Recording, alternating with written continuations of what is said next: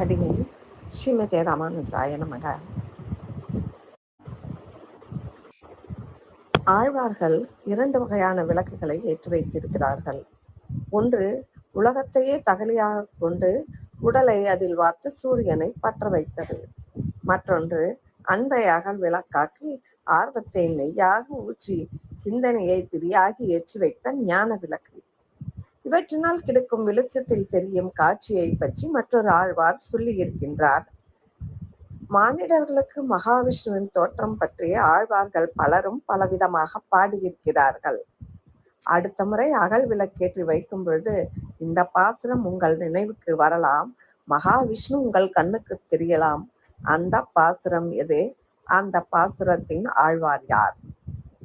காத்திருக்கிறேன். பதில்.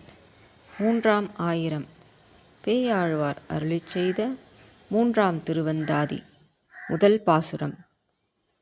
திருக்கண்டேன் பொன்மேனி கண்டேன், திகழும் அருக்கண் அணி நிறமும் கண்டேன், செருக்கிளரும் பொன்னாழிக் கண்டேன், புரிசங்கம் கைக்கண்டேன், என்னாழி வண்ணன்பால் என்று. முதல் 2 ஆழ்வார்கள் ஏற்றி வைத்த விளக்கின் ஒளியிலிருந்து பேயாழ்வார் கண்டதை அழகாக வர்ணிக்கிறார். கடல் போன்ற நிறமுடைய எம்பெருமானிடத்தில் முதலில் புலப்பட்டது திருமகள். திருக்கண்டேன், திருமகளைக் கண்டு வணங்கினேன்.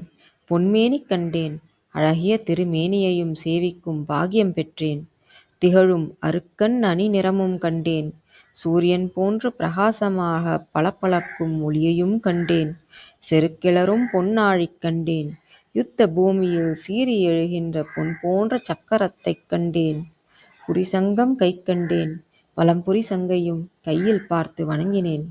இவ்வாறாக கண்டேன் கண்டேன் என்று பலமுறை உற்சாகத்துடன் கூறி பேயாழ்வார் அவர் கண்டதை நமக்கு வருணிக்கிறார். நன்றி. சர்வம் கிருஷ்ணார்ப்பணம்.